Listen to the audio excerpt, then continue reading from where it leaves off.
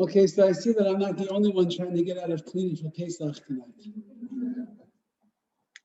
I really would like to thank the Lighthouse once again for inviting me and giving us an opportunity to get together right before Pesach, such a auspicious time of the year.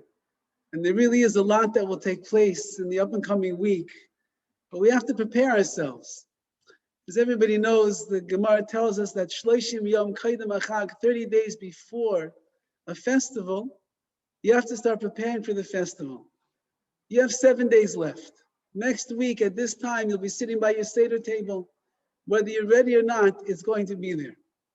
So I'd like to speak about something tonight that perhaps will prepare us for the Seder and will prepare us even more than that. It's just a Yesod, a foundation that we have in all of life. It's not something that's so common in the world today, but as we know, as the Jewish people, what we do is not always what's common, but we do what's the right thing. If a person would be going to a gym, when they'd walk in, they know what they want to accomplish. They'd like to get in shape. They want to get some muscles. Person is going on vacation.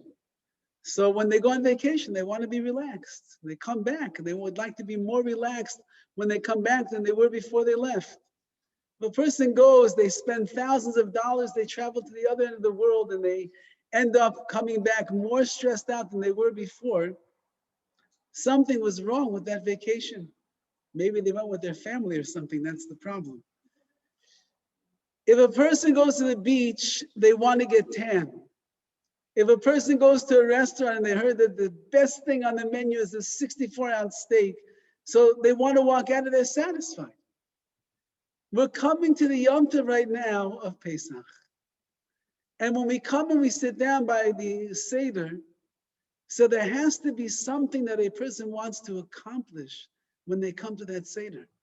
You're walking in as one person, and you should be walking out as somebody else. You're going in there with intentions, with kavanot, with all the things that you'd like to accomplish. And when you leave the Seder, hopefully, we can say that we accomplished the goal that we wanted to while we were there. So what is the goal of the Seder? What are we trying to accomplish? What do we want to change within inside of ourselves so that we emerge from 2 nights?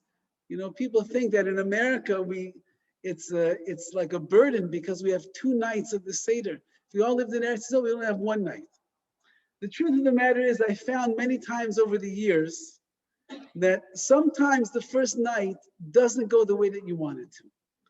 So whenever you're tired, you're exhausted, especially on those years that you're cleaning up until the last minute, you come into the Seder, you're so wiped out. By the time you get there, everyone's falling asleep. No one's really paying attention, and you just can't get the message across. So the second night always comes out to be very beneficial. So we have 2 nights. We have 2 nights of Pesach that come upon us. And we want to maximize the potential that is there. And we want to walk away from the Seder feeling that we got what we tried to get out of it. So what are we trying to do? So inside the Haggadah, it says over the following idea. It says, Afilu kulanu chachamim, even if everybody were chachamim, were all wise men or women. Kulanu nevoinim, everybody was people of great understanding. Kulanu zakenim, everybody was elders. That means that you celebrated Pesach many times already in your life. Kulanu yoidim es haTorah, everybody knows the Torah. Talmidei chachamim, great scholars. Mitzvah aleinu l'saper b'yetzias Mitzrayim. It doesn't matter who you are, whether you are a man, woman, child, whether you are the greatest Torah scholar in the generation or the most ignorant person ever about Yiddishkeit. Says the Haggadah, whoever you are, there is a mitzvah that is incumbent upon each and every one of us, l'saper, to tell over the story of Yetzias Mitzrayim, the Exodus from Egypt. V'chol amar l'saper b'Yetzias Mitzrayim, and anyone who increases the telling over, they come up with more details, more stories, more midrashim. Hareze meshubach, that person is meshubach, they're praised, they're praiseworthy, they're an elevated person. So the Nesivus, who's one of the famous commentators on the Haggadah, he really is bothered by the following question. What is the point of telling over this story on the night of the Haggadah? Didn't everybody learn this when we were children? Let's make it even better. Today we started Sefer Vayikra in Shul on Shabbos. So that means that for the last 12 weeks, we've all been learning Sefer Shmos. What is all of Sefer Shmos about? It's all about the Exodus from Egypt. So we all know very well the Jewish people were slaves, and Hashem sent Moshe Rabbeinu, and Moshe brought miracles, and there were the 10 plagues, and we went through the splitting of the sea. We came to our Sinai, we got the Torah. Everybody knows that story. So here we have one night, we're all sitting at the table together, and we're just telling over the same story that we've heard 1,000 times already. And so if you're a Talmud Chacham, you're a great Torah scholar, or you're a Zaken, you're a person 75 years old, 80 years old, and you've been sitting by the Seder for 70 years already, everybody has an obligation to tell over the story. What are we trying to gain? If you read, anybody read their children bedtime stories? And you sit there and you read the same book over Amelia Bedelia, over and over. Is she ever going to get it right? Dress the chicken doesn't mean you put clothes on the chicken. It means you get it ready to go into the oven. Will she ever understand? So what did you learn the 20th time that you read Amelia? Nothing. So what are we supposed to gain out of going through the Haggadah and Yetzias Mitzrayim another time? If you know, you know. If you don't know, you don't know. And if I know, why do I have to sit there the whole night and go so long that if I increase to what I'm telling, then I'm even more meshubach, I'm even better. So the Nesivos writes the following. The main obligation that we have in telling over the story is lidroish al kol prat uprat, is to expound upon every single detail.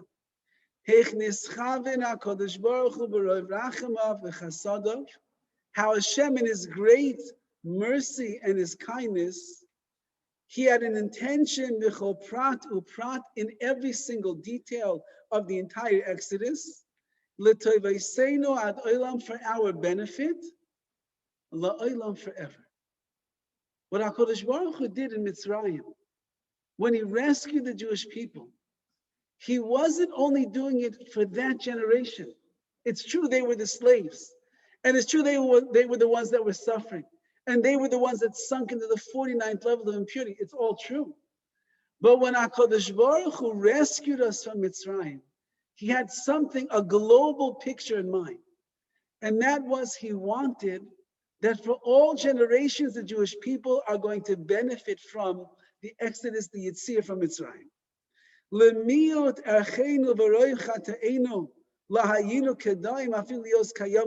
Because if we were left to our own merits, says in the Nesivos, we don't have any.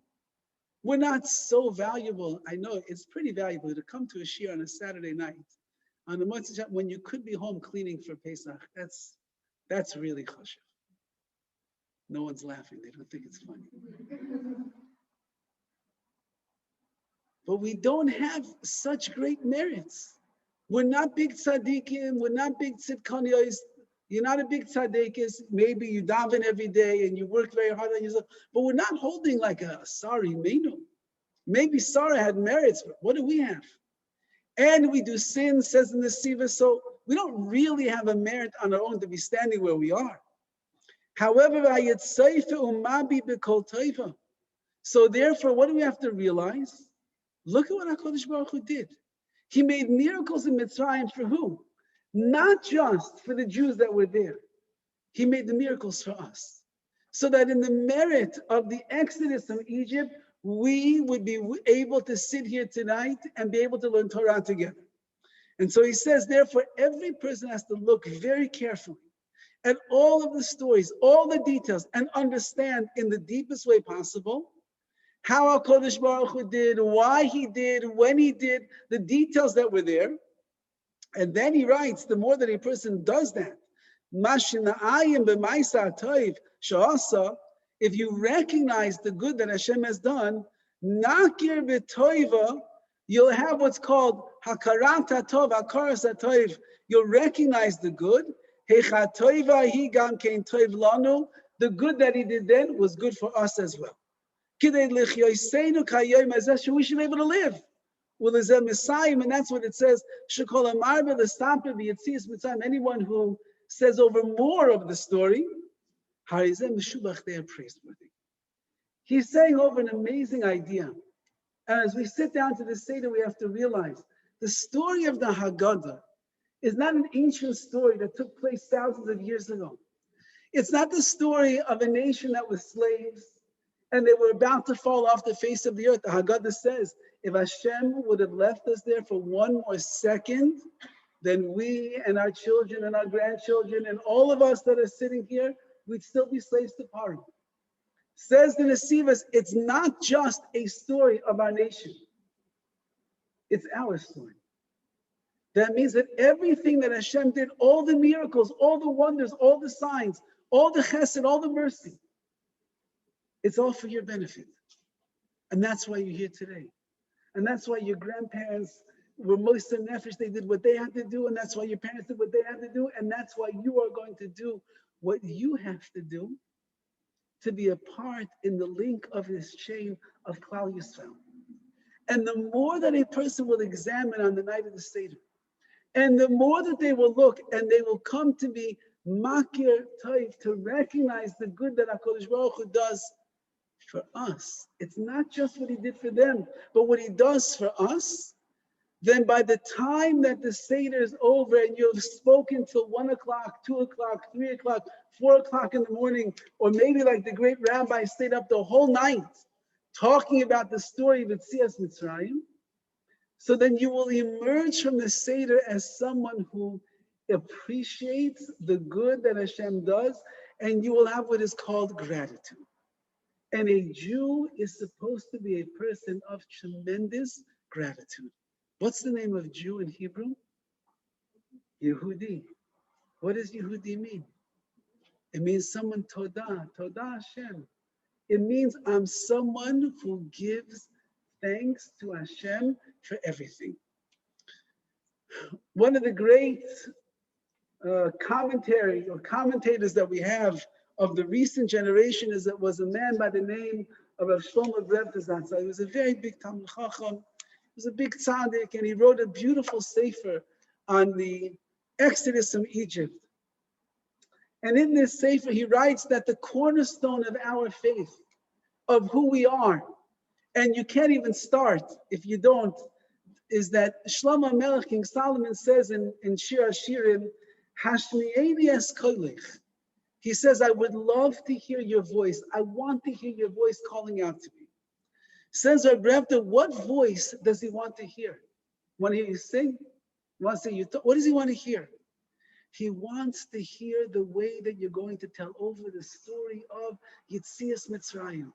He wants to hear you sit at your Seder table. And he wants to hear you talking about all these amazing things. You know, we have to be there's a lot going on in the world today. A person has to be very careful what they talk about by the Seder table. The Zohar says that the Malachim, Hashem sends down the angels, and every house has angels that are watching over the Seder table. And the Malachim, the angels, go back to Hashem and say, Hashem, I never knew. In Los Angeles, California, there are people that are sitting at the Seder table talking about Yetzias Mitzrayim. I never knew they could talk about the plagues, the makot. I never knew they would talk about all the things they talk about with such a happiness and a joy. Hashem, look at your children down there in Los Angeles. But chas v'chalila, somebody's going to sit at the Seder table and they're going to talk about that video of Biden walking up the stairs and a golf ball comes and hits him in the back of his head and he falls to the ground. If you didn't see the video, you'll let me know. I'll forward it to you afterwards. Chas v'chalila, God forbid that these are the things that we're going to speak about by our Seder table. What HaKadosh Baruch Hu wants from us at the Seder table is to tell over how gracious and grateful we are to Hashem for all of the amazing miracles that He did for us then, and that we are living based on those miracles today, right now. And when a Jew is able to develop that midah, that trait inside of them, so then we fulfill what we are here in this world to do. When you wake up in the morning, What's the first thing? Maida'ani. What does a Jew do when he wakes up in the morning? They begin to thank Hashem. All of the bracha is the blessings we say. What are all those brachot? Birchat hoda'ah. We're giving gratitude to Hashem. Thank Hashem for the Torah. Thank you that I could see. Thank you that I could walk. Thank you that I have strength. Thank you I'm standing up straight. Everything we do in our lives is to give gratitude to Hashem. And the place in the year where we can do it the most is the night of the Seder. Chazal tell us how far-reaching is the obligation of Hakaras HaTov. And Chazal tell us in the Tanna B'Eliyahu the following: Kol hasoyedim chaveroi, afilu pasta melach. A person goes to, you go to visit your friend, and they say, "Come, you must be hungry. Come in." And they give you a piece of bread and a little bit of salt. Oh, yarek, they give you a carrot. Or tamarim, they give you some dates. Or gregoris, they give you some dried out figs. Or afilu tayvalimo betzia, or he just gives you a little piece of bread and tells you, go ahead, dip it. You bring your own bread and you dip it in some hummus or something like that.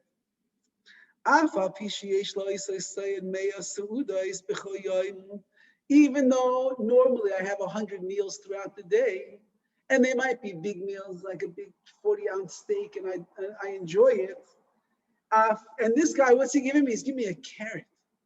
He gave me a Persian cucumber that sat in the drawer in the fridge way too long.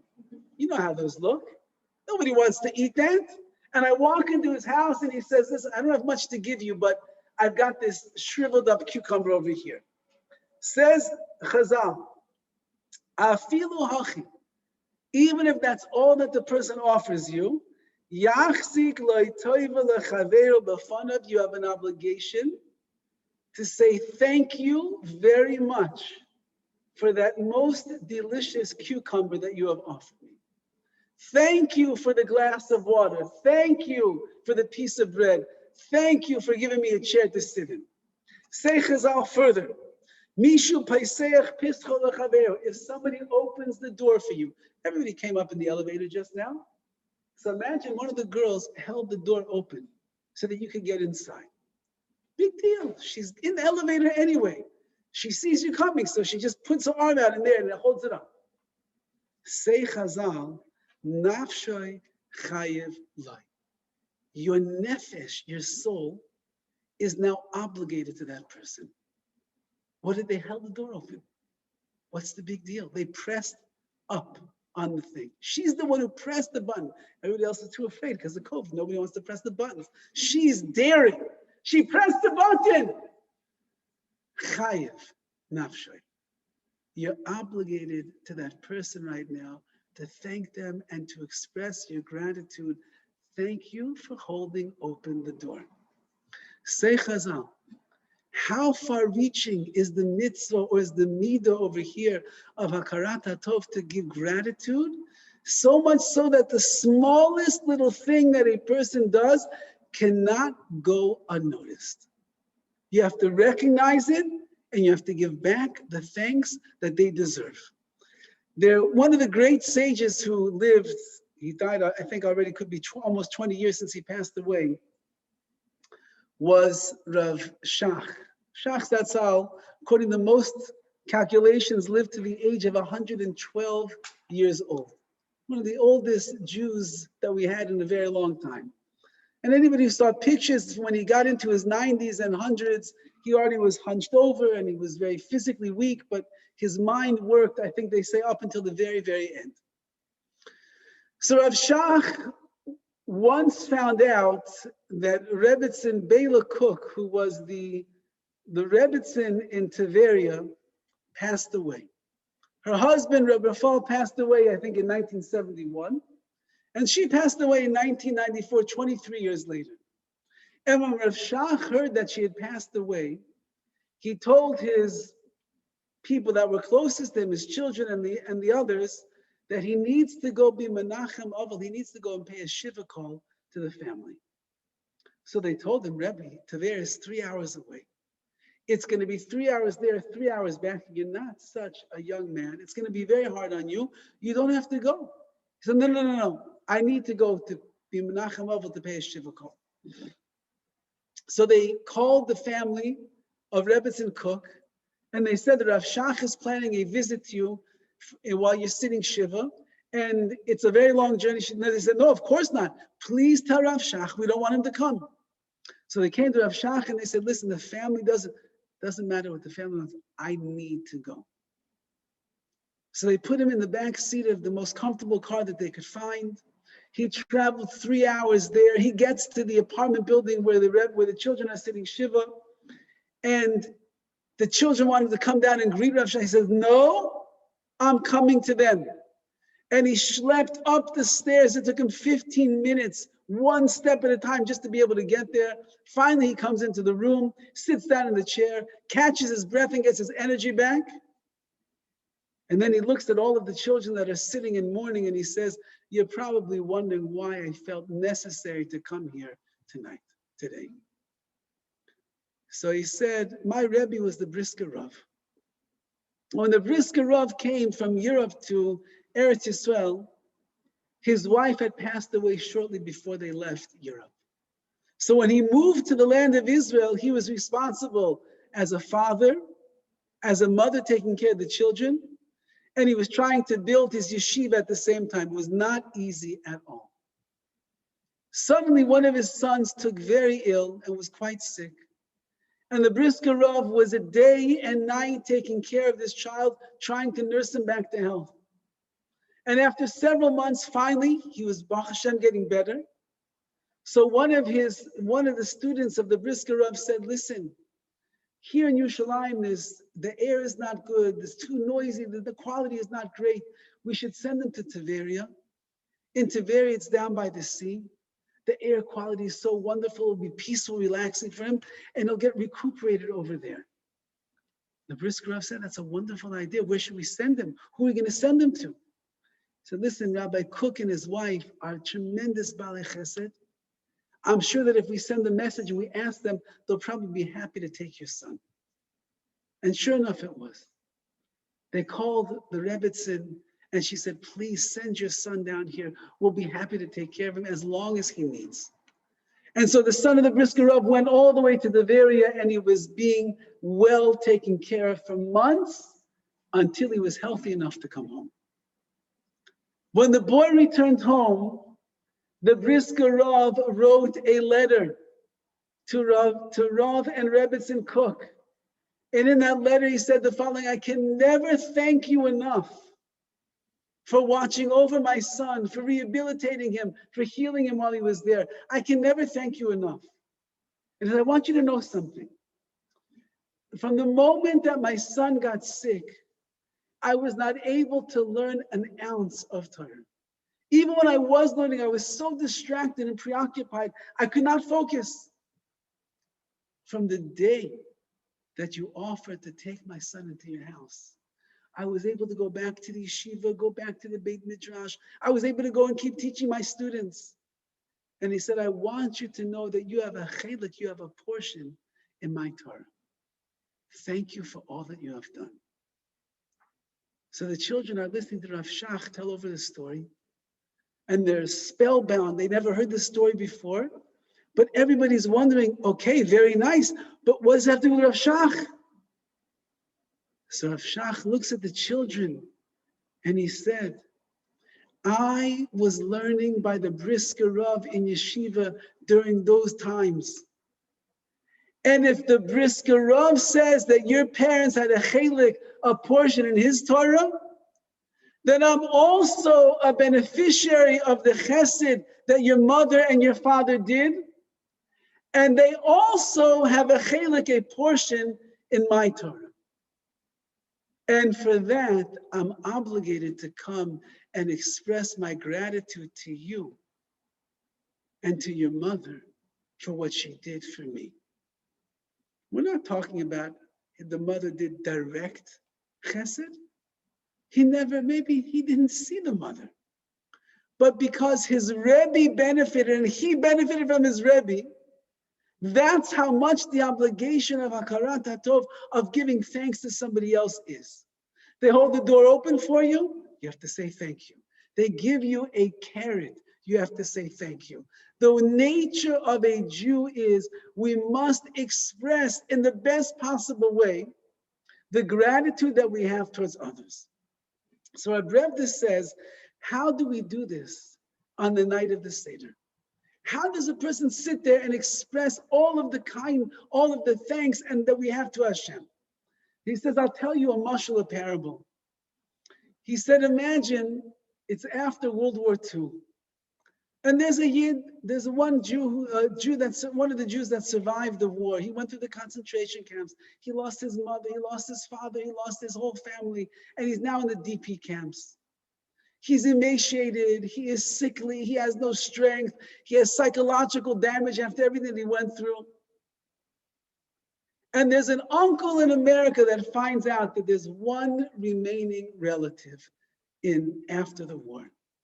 And he starts pulling strings in the government over there, and he goes and he gets a passport, and he sends the passport and some tickets for a boat ride to his nephew. And he tells the nephew, you're going to go on the boat, you're going to come to America, and I am going to take care of you. So sure enough, he gets the passport, he gets the tickets, he takes a long boat ride, he comes to America. His uncle is waiting there at the dock, and he's waving his hands, and he sees his nephew, and he runs over, they embraces. Oy vey, it's worse than I thought. Come quick, we have to take care of you. He takes him home, he gives him a shower and a bath and new clothes to wear. He gives him delicious food to nourish himself with. He sees he has lots of ailments. He takes him to the top doctors in all of the city, pays a lot of money. But he gets this boy healed. Then he says, you need a parnasa, you have to learn how to work. He shows him the trades. He helps him get his first job. He gets him up in the business, and the man is doing well. And then it's time for a shidduch. He gets him a shidduch. He buys him his apartment. He gets him his furniture. He takes care of everything. And now let's flash forward 20-something years. This man is married, the nephew is married, he has kids, and he's making the chassan of the wedding of his oldest son. And you could imagine the elation. This is a man who went through Auschwitz. He went through the war. He never thought he would see a family. And now he's marrying off his oldest son. And the uncle is standing there by the chassan, by the wedding. He's on cloud 9. Look what he was able to help this young man do. Comes the dancing. And at one point, who's now the father of the Chatan, he grabs his uncle into the middle and they start dancing together. It's very lively. And the nephew leans into his uncle's ear and he says, Uncle, I want to thank you so much for everything you did for me. And then they start dancing again. And the uncle looks at his nephew and he grabs him by his coat. And he pulls him out of the circle and he says, that's how you say thank you to me? He says, yes, thank you for everything you've done. That's the best that you can do? Don't you understand how to say thank you? He said, well, what am I supposed to say? I said, thank you. He said, you sit down right now and I'll teach you how to say thank you. So he puts him in a chair and he stands over. He says, are you listening? He says, yes, uncle. Listen and repeat after me, okay? Listen, and it goes the following. Dearest uncle. No, say, dearest uncle. He says, how could I ever thank you? I was the lone survivor of my family from Auschwitz. I didn't know what's going to happen to me, and suddenly I get a letter in the mail from my uncle in America. And he says, come to my America, and I'll take care of you. And I took a boat ride, which you paid for. And I got there, and you're waiting for me by the docks, and you take me to the doctor, and you take me for food and for clothing, and you take care of me. And then, my dear uncle, you saw that I needed a parnasa, so you got me a job, and you helped me move up the ranks to be able to take care of myself. And then you saw it was time for a shidduch, and you found me a wonderful, wonderful partner. You bought me an apartment, you bought me furniture, you bought me plates, you bought me dishes, you did everything. And if it wouldn't be for you, my dear uncle, I would have nothing in my life. No, repeat after me, he says. So the uncle says to his nephew, that's the way you express your gratitude. to somebody who has done everything for you. The night of the Seder is the night that we have to recognize everything that HaKadosh Baruch Hu did for the Jewish people back then in Mitzrayim, but we have to recognize everything that HaKadosh Baruch Hu did for us and does for us right now. Kol hamarbe, anyone who increases, l'saper b'yetzias Mitzrayim, to tell over the story in such an amazing way, harezeh meshubach, you are praiseworthy. You are meshubach. Meshubach doesn't mean praised. You are infused, you're elevated. What are you elevated with? You're elevated with the ability to give over hakarat hatov, to say thank you, Hashem, for everything that you do. I met just the other day with someone that is very dear to me, who unfortunately had to go to prison for a crime that I believe that according to anyone that understands the way that the law works, everybody agrees that it's egregious that this man had to sit even one day in prison. And the fact that he's had to sit already a couple of years and maybe even a little bit more is beyond injustice in this world. This man is a person who comes, Baruch Hashem, from a very well-to-do background, successful in his position that he had, and he was placed into a high security prison. I went to visit this man when he was in prison. And I didn't know what to expect when I would find him. Talking about a very wealthy person who lived a very comfortable life for years and years and years. And now he is stuck in a cell with 200 other inmates. He's far away from his family. You just can't imagine the barbed wire everywhere. You can't imagine the conditions. When I went the first time to visit him, I'm waiting for him to come, and I see this light coming down towards where I'm sitting, and I look up, and the man is like shining. And I'm wondering to myself, why is this man shining in prison?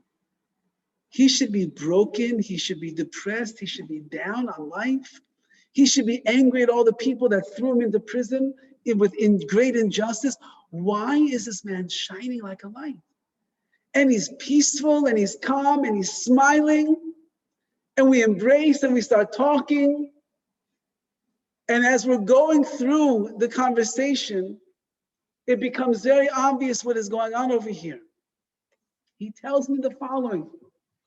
He says, I want you to know that I'm not angry or upset with anybody for anything that they did to me. He said, because when I met him there for the first time, he was already over a year in prison. He said, the last year and a half that I've been in prison have been some of the most productive time of my life. I've been able to sit and think and understand and realize who Hashem is. And I become such a man of faith over my time here in prison. He said these words, I didn't say them. I would not trade in my time here for anything. And I'm so grateful to Hashem that he gave me the opportunity to come in contact and recognize him. Said that was the first time. The second time that I went to visit him, there was already talk of that maybe he's going to get out of there.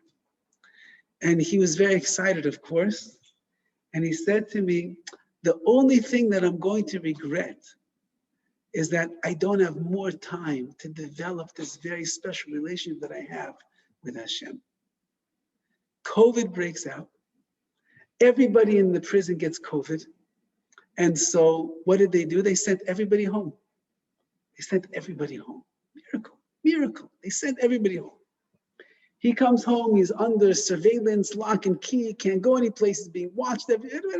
Full long story. Anyway, he has 10 months at home. Could you imagine? You go from 2 years, 2 years, I think, in a cell, 200 men, you come back to your beautiful, your house, your wife, your children, and you have 10 months, everything is going great. And then he's told, I'm so sorry. you have to go back to prison. But I had COVID, doesn't matter, you have to go back to prison. I went to visit him the other day. Now you really don't know what to find. He's 10 months out of prison, he's gonna be so excited. Same face, calm, peaceful, happy. And he's only going back because there's rotten people that are in this world. And he tells me once again, I want you to know, I'm not angry at anybody, at anyone. I am grateful to Hashem that he gave me the last 10 months to be with my wife and my children and to be at home. And I am hopeful that in this time where there's Geula, where there's redemption in the air, I'm hopeful that as Hashem took the Jews out of Mitzrayim like that, I am hopeful and I pray and I believe that Hashem can take me out of prison like that as well. That's gratitude. A person doesn't look at, I'm in prison. He doesn't look at, I have 10 months now, they're taking me away. He looks at the good that is there in his life and he's appreciative of that good. When a person shifts the way that they look at the world and they start seeing the good in everything that's going on, so then they become a different person altogether. The night of Yetzias Mitzrayim, the night of the Sedarim and the Haggadah that we're going to say, what's the point? What does Hashem want from us? He wants us to become these people that are going to sit there and praise HaKadosh Baruch Hu all night long for all of the chesed, all of the mercy, all of the kindness that he has done. And kol prat uprat, every detail. That's why the greater the sage, the more they have an obligation to go into the story. They can open up Midrashim, they can open up the Gemara, they can open up the Zohar, they can see everything that's there. And they can delve deep inside to understand just how much we are obligated to thank Hashem. You realize the more that you understand all the hidden pieces of that event in one's life, and you begin to see how things are working, the greater is going to be the gratitude that you have to whether a person or to Hashem. Rav Belsky writes that there's a special part of the Haggadah that we have towards the very end, and everybody usually gets very excited when we get to this part of the Haggadah. It's called Dayeinu. Now, I think the real reason that people get excited is because they know that the meal is coming shortly after Dayeinu. So if they've been going the whole time, they made it till already 11 o'clock. Oh, Dayeinu, okay, we know that song. That means the food is coming soon. But Dayeinu is one of the highlights for the Jewish people on the night of the Seder. But it says something that's very perplexing to understand. If HaKadosh Baruch Hu would have done this, but not done that, Dayeinu, that would have been enough. If Hashem would have split the sea, but he wouldn't have let us get out of there alive, that would have been enough. Really? Would that have been enough? If Hashem would have split the sea that we went through and the waters closed on top of us, that would have been enough? We would have died at the sea. If Hashem would have brought us to our Sinai, but he never gave us the Torah, that would have been enough. That would have been enough. If we came to our Sinai, but we never got the Torah, so we don't know what it means to be a Jew, that would have been enough. If Hashem would have given us the Torah, but he never would have brought us to Eretz Yisrael, that would be enough. Imagine we never got to Eretz Yisrael, no falafel, no shawarma. Could you imagine such a thing? Is it possible that would have been enough? Says Rav Belsky, don't think that that's what the Haggadah is saying. Don't think the Haggadah is saying that if Hashem would have done this and not done that, it would have been enough. Thank you, Hashem. It would not have been enough. Because if we would not have had these 15 different things that took place, events that took place in our history, it would not be enough because we would not be Klal Yisrael. Imagine we never got the Torah. Imagine we never went to Eretz Yisrael. Imagine we never went to the splitting of the sea. Wouldn't be enough. We would not be Klal Yisrael. Rather, what does it mean to say? What it means to say is that on every single detail of the events in the history of Klal Yisrael, whether it is that you killed the firstborn, or you split the sea, or you brought us to our Sinai, or you gave us the Torah, every single detail in our story is enough for us to say, thank you, Hashem. Of course, I can't live without the Torah, and I cannot live without the splitting of the sea. I can't. But every little detail along the way, Dayeinu HaKadosh Baruch Hu, that itself was so much. I am obligated to give you gratitude and thanks and say thank you, Hashem, for everything that you've done. And that's why it's called, that's why it says, Kama ma'alo tovod l'makom aleinu. How many milos? What is that? Ma'ala is stairs. How many levels, how many stairs are there? How many steps are there to praise Hashem? Because every step along the way, every little detail, every event that takes place in our lives, everything is in order for us to recognize, thank you for that. If I wouldn't have that step, I would never get here. If I wouldn't have that, I would never get here. If I wouldn't have that, I would never get here. That means it's not just the final story that I'm gracious for. It's every little detail and step and event that takes place along the way. When a person begins to look at life like that, and you go through so many things, people have so many things that we go through, but you begin to see behind the scenes all the details that Hashem was mechaving, that he had in mind. Then you can give gratitude for everything. Rav Avigdor Miller Zatzal, he was a man that was always expressing his gratitude. He would look for ways to thank Hashem. He was once walking down the street in New York, and he sees his daughter, who's I think already like in her 40s or 50s with a large family herself, and he sees her walking down the street, and she comes over, hi Tom, and he says, I was just thinking about you. She said, really, what were you thinking? He said, I was just thanking Hashem for your shidduch. She said, Tati, I'm married for 35 years already. Why are you thanking Hashem for the shidduch now? He says, because I'm so grateful. Look at the shidduch that you got. And look at your wonderful husband. And look at the beautiful children. And the wonderful family that you have as a result of it. He said, I can never thank Hashem enough for everything that he's done for you. The way to be a person of gratitude is to constantly recognize the good that is there. So I want to leave you off with one story, and we'll tie up the loose ends with this, because this is our task and the mission that HaKadosh Baruch Hu is giving us. The story is the following. There was once a man in Eretz Yisrael. His name was Avi. He was a father. He was about 50 years old. He was a father of several children. And he wakes up one morning, and as he gets up out of his bed, he realized that one of his eyes is very blurry.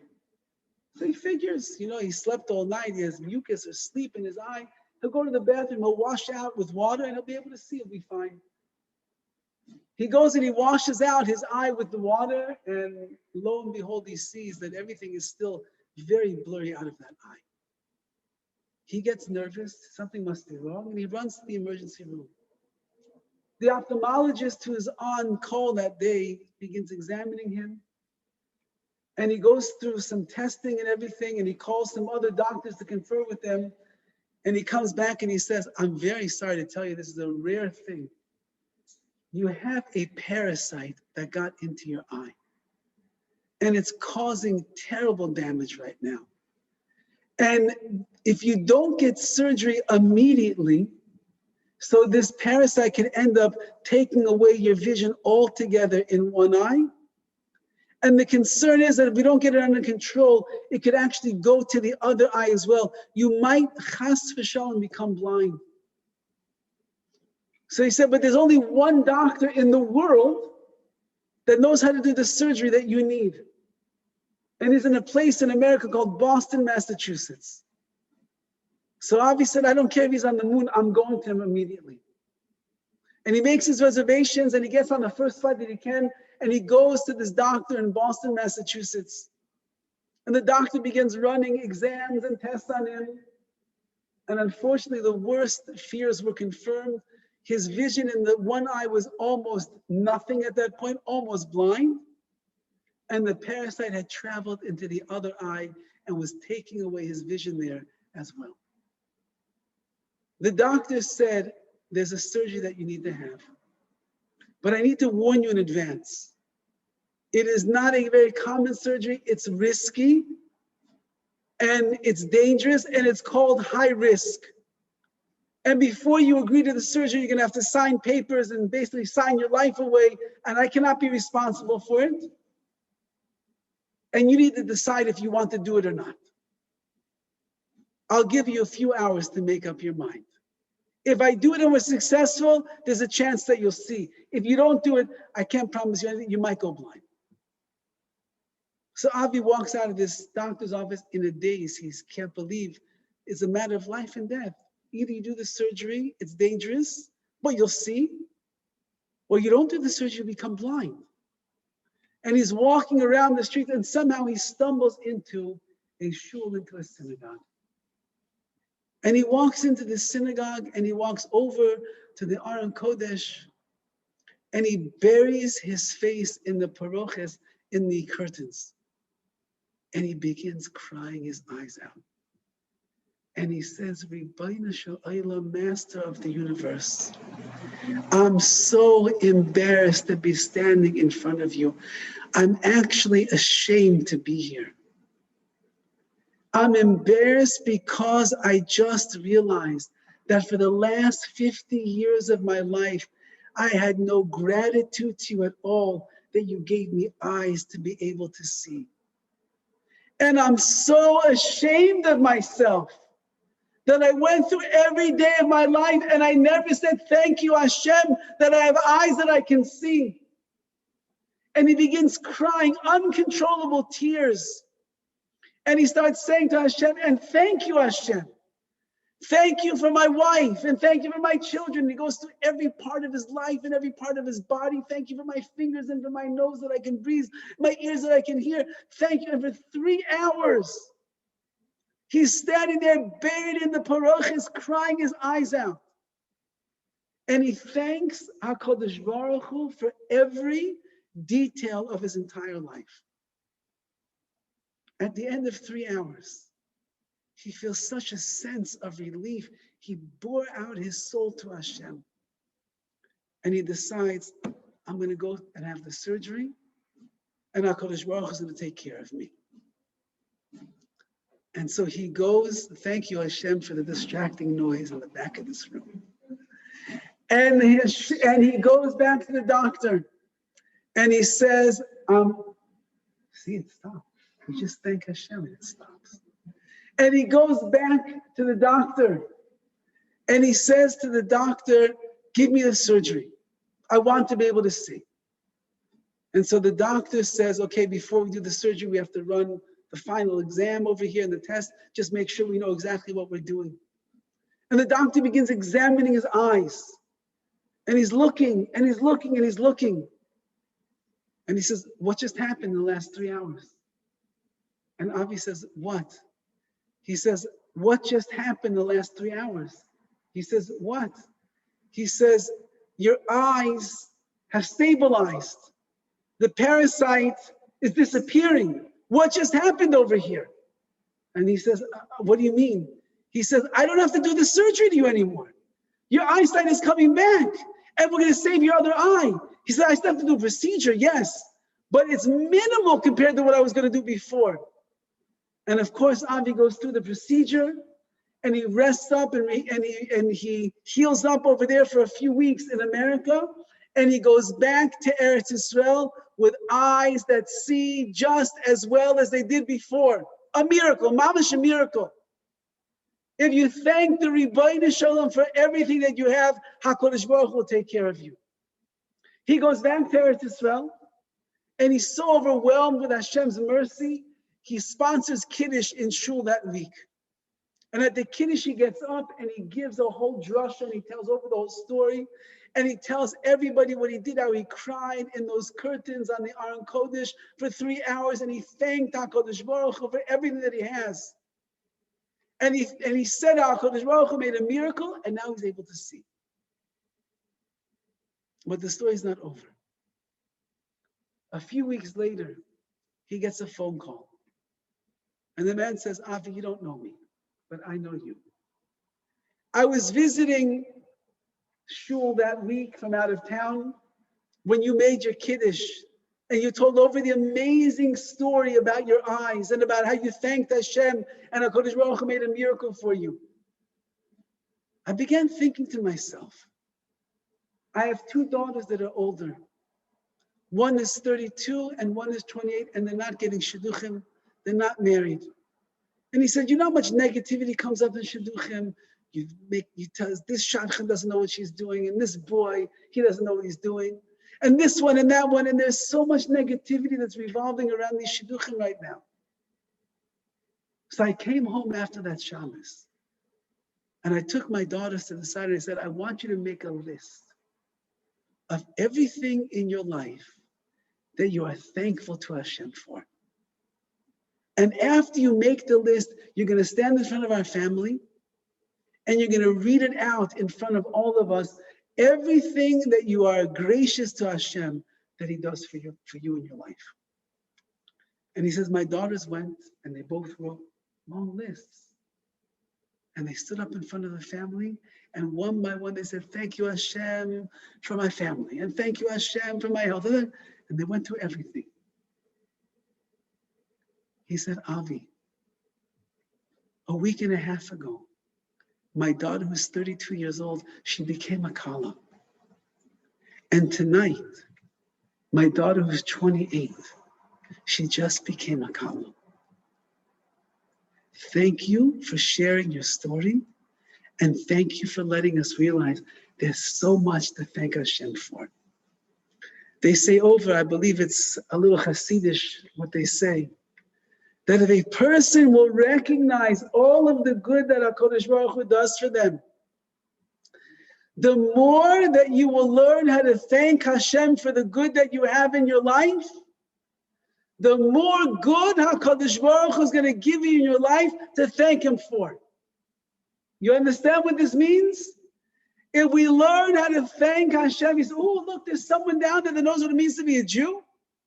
There's someone down in that world that gives thank on everything that they have. You know what? I'm going to give them more to say thank you for, because I love hearing Yehudim, the Jewish people, saying thank you, Hashem. We live in a world right now that is so negative. Don't watch the news. Don't listen to what's going on out there. Everything is criticize this one, criticize that one.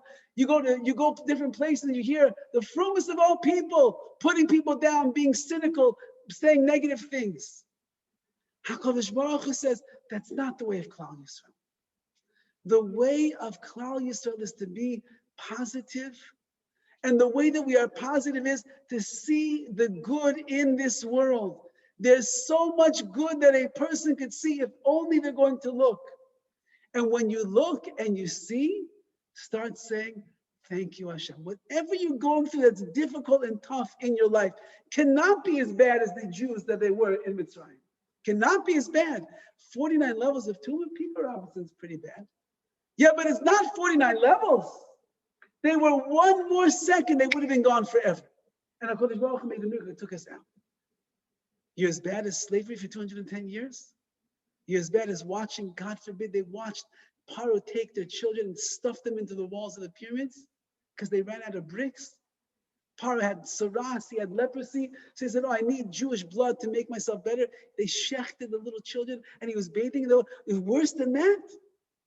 And yet we know the Jewish women in Mitzrayim, it says, "V'schus nashim tzidkani nigala Yisrael." In their merit, we were redeemed. Why? Because they believed in the good.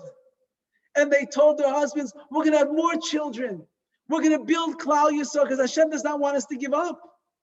And their ayin taiva, their good eye that they had, was able to create a nation that ended up being worthy of leaving Mitzrayim. The night of the Seder, we sit there by the Haggadah and we read all these things. We tell over the story. What's the story? The story of their life is our story. The salvation that Hashem brought to them, we are the beneficiaries of that salvation. How do we show HaKadosh Baruch Hu that we are so grateful? We talk all night long about everything that Hashem has done. And when a Jew becomes a person that sees the good, and recognizes the good and then says, thank you, Hashem, for all the good, guess what? You're not going to have so much bad in your life. You will not have so many troubles in your life. Imagine everybody has struggles. Everybody has struggles. We have two ways to deal with it. Either you focus in on the bad, or you decide to focus in on the good. Thank you, Hashem, that I have a husband who never remembers my birthday. Thank you, Hashem. Well, Hashem, you have a husband. Thank you, Hashem, that my children are not paying attention to me at the Seder. I gave them too much candy too early on and they're bouncing off the walls. Thank you, Hashem. Thank you, HaKadosh Baruch Hu, that this person who comes every single year to the Seder, once again, keeps just leafing through. You know it's bad when they're just looking at the Haggadah every 5 minutes. How many more pages are left? And he's aggravating you. Thank you, Hashem, that you gave me a person to work on my midot, on my character, and my patience around the Seder. Thank you, Hashem, that my boss screamed at me. Thank you, HaKadosh Baruch Hu, that the Shabbat doesn't know what she's doing. Thank you, HaKadosh Baruch Hu, that my mother asked me to do too much before Pesach. Thank you, Hashem. And then when you begin to see all the good that's in your life, you begin to say, thank you, Hashem, for my eyes. Thank you, Hashem, for my feet. Thank you, Hashem, for my life. Thank you, Hashem, I had a car that I drove here. And thank you, Hashem, that I have friends. Thank you, Hashem, that I live in Los Angeles. Thank you, HaKadosh Baruch Hu, for all of these things. When a person begins talking like that, Hashem says, oh, I'll give you more good in your life because I see that you're able to give the proper haidah, the proper gratitude. May we become those people that the Haggadah says, Hareze Meshubach, that we become noteworthy individuals in the eyes of Hashem. Because we spend the night telling over Sipur Yetzias Mitzrayim, we recognize all of the amazing good in their lives, in our lives, in life in general. We train ourselves to see how many positive benefits we have in our lives. And then that zechut, just as Klal Yisrael was zeicher, they merited in the zechut, in the merit of their hakarat hatov, their recognition of the good, to be redeemed like that.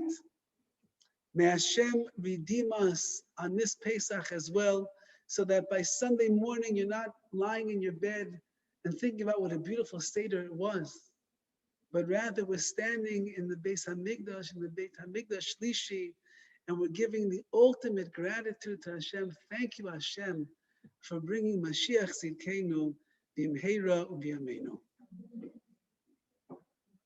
Thank you, Rabbi Horowitz and Rabbi